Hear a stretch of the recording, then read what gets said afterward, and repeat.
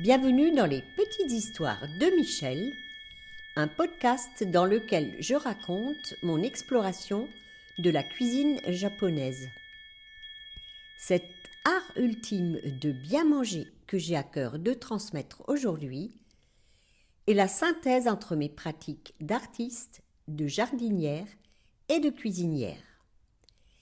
Il s'adresse aux amoureux du Japon, aux gourmets de tous bords et aux cuisiniers soucieux de préparer une cuisine saine, savoureuse et créative, qui nourrit aussi bien le corps que l'esprit. Vous y trouverez des récits de voyage et des témoignages d'expériences qui ont fait sens dans mon parcours. J'y délivre également, au-delà des recettes, les principes qui sous-tendent la cuisine japonaise. Nous ferons des visites dans le jardin, source d'émerveillement et d'abondance, et nous prêterons l'oreille à des personnes qui ont contribué à enrichir mon parcours dans l'oasis nippone que je me suis créée. Belle écoute à vous! Mukashi Mukashi, c'est comme ça qu'on commence les histoires au Japon. Voici 2 histoires que j'ai envie de vous partager. La première histoire m'est arrivée au Japon. J'avais établi mon camp de base à Okayama, ville très bien située d'où je comptais rayonner vers plusieurs destinations. Je m'étais décidée à enfin me rendre à Naoshima, cette île-musée à visiter absolument d'après mon ami Jean-Jacques, avant qu'elle ne soit trop courue. Je souhaitais aussi me rendre à Tokushima, sur une autre île, pour y découvrir le restaurant d'un célèbre cuisinier, Hirohisa Koyama, dont j'ai aimé un livre dans lequel j'ai abondamment puisé de l'inspiration. Saveurs du Japon, traditions et recettes d'une grande cuisine. Plus récemment, je l'ai redécouvert dans une vidéo qui m'a donné très envie d'éprouver les ambiances d'un site naturel qui se trouve en décor de fond dans la vidéo. Il s'agit des tourbillons de Naruto qui se forment aux grandes marées quand la mer intérieure de Seto se déverse dans l'océan Pacifique. Hirohisa Koyama vantait la qualité des poissons pêchés là dans cette mer agitée. Je décide un lundi matin de me rendre sur l'île de Naoshima. C'est une petite île qui se mourait. Les Japonais ont fait le pari de la faire revivre à travers des projets artistiques très ambitieux. Pour m'y rendre, je dois prendre un train jusqu'à Chayamachi, enchaîner avec un autre train pour le port d'Uno, puis prendre le ferry. Il pleut, c'est pas cool. Arrivée au port d'Uno, l'héroïne de l'histoire, moi en l'occurrence, est déjà trempée et pas de chance, on m'annonce. Pas de bateau pour Naoshima aujourd'hui, les musées sont tous fermés. L'héroïne ne se laisse pas démonter et rebondit aussitôt sur son autre projet, les tourbillons de Naruto. Retour à Chayamachi, nouveau train pour Takamatsu et passage sur une autre île, Shikoku. À Takamatsu, nouveau train pour Ikenotami, puis changement pour Naruto. Bref, du voyage. Je suis trempée, il fait froid. En surfant sur mon téléphone pendant le voyage, je découvre fortuitement une table des marées et prends conscience qu'il faut être sur le site au bon moment, à l'heure des marées, pour observer les vortex énormes qui se forment dans la mer. Non seulement le hasard a fait que je sois sur place pile au moment d'une marée, mais cerise sur le gâteau, il s'agissait d'une grande marée, ce qui amplifie le phénomène.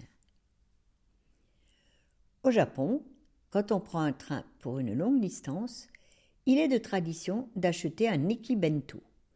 Eki veut dire gare et bento c'est la jolie boîte avec un repas complet, artistiquement composé. Je choisis soigneusement le mien parmi l'offre abondante et je l'ouvre dès que je suis installée à ma place. Je le dessine dans mon carnet de voyage, puis je commence à le déguster. Un super bento plein de bonnes choses, très varié et délicieux. Je commence par décoller l'étiquette avec les ingrédients pour la coller dans mon carnet. Elle me permettra de faire une révision de mon vocabulaire japonais. Et là, c'est le point noir de l'histoire. Plus de carnet dans mon sac. Mon précieux carnet que seul Yusuke, son papa et son ami ont feuilleté à Koyasan est resté en rade, quelque part sur la route. Je passe par des montagnes heureuses de sentiments que je vous laisse le soin d'imaginer. C'est comme si on m'avait arraché un membre. Arrive un moment où je décide de lâcher l'affaire, de me concentrer sur l'objet de mon déplacement et de profiter du paysage qui défile alors que je suis bien au sec.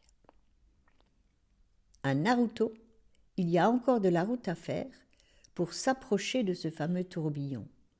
Je prends un taxi pour être sûre d'arriver au moment de la marée. Là, je me laisse prendre par la puissance du tourbillon qu'on peut voir dans des espaces aménagés sur un pont à 40 mètres au-dessus de la mer. J'en oublie totalement la perte de mon précieux carnet. Il commence à faire nuit, il pleut toujours et j'ai encore plus froid. Heureusement, dans le train du retour, les banquettes sont chauffées. J'enchaîne tellement de trains que je m'embrouille. Soudain, je suis traversée par une onde de choc. La perte de mon précieux carnet remonte à ma conscience. Là, je me convainc avec force. Ce carnet t'appartient. C'est une partie de toi. Il te reviendra. Je me rassure en planifiant de m'arrêter à Chayamachi, où je dois repasser le lendemain. Là, je pourrai enquêter à la gare pour savoir s'il a éventuellement été trouvé dans un des trains que j'ai empruntés. Je suis enfin de retour à Okayama vers 19h30. Et là, au moment où je descends du quai par un immense escalier roulant, une petite voix me dit d'aller voir aux objets trouvés. Une autre petite voix rétorque. N'importe quoi. Tu as pris 5 trains différents. Tu as changé 2 fois d'île et tu veux retrouver ton carnet ici, à Okayama. Bien docile pour une fois, j'écoute la petite voix qui m'envoie aux objets trouvés. Mon carnet y était. C'est ça, le Japon. Je vous laisse imaginer l'immense joie qui m'a envahie et aussi la taille de la boîte de gâteau à la mesure de cette joie, déposée au service des objets trouvés le lendemain matin. Comment ce petit carnet accordéon en papier japon a pu se retrouver à Okayama le même jour? J'imagine qu'ils l'ont parcouru. Comme j'y avais noté mon itinéraire pour la journée sur la dernière page, avec départ et retour à Okayama, il a dû leur paraître logique de le déposer dans la gare d'Okayama. Merci aux employés des chemins de fer japonais, merci mes anges qui m'accompagnent dans ce voyage, et merci à moi-même d'avoir suivi la petite voie qui m'a mené vers mon trésor. Il était une fois une autre histoire qui se déroule en France quelques mois plus tard. Je partais chez Métro avec mon carnet journal qui est aussi mon carnet de travail où je dessine mes menus pour les repas japonais avec la liste des achats à faire. Il y a 2 entrepôts chez Métro. Je m'arrête d'abord du côté des fournitures, j'épingle le carnet sur le chariot avec la pince prévue pour ça. Après avoir chargé mes achats dans la voiture, je me rends dans l'entrepôt consacré aux denrées alimentaires. Là, une fois la barrière franchie, je m'aperçois que je n'ai pas mon carnet. Ah, j'ai dû le laisser sur le siège passager. Je fais mes courses de mémoire et me dis que je vérifierai à mon retour dans la voiture si j'ai bien toute la marchandise dont j'ai besoin. Mais mon carnet n'est pas sur le siège de la voiture. Panique. Ce carnet est précieux et intime. Je suis pétrifiée à l'idée que quelqu'un en découvre le contenu.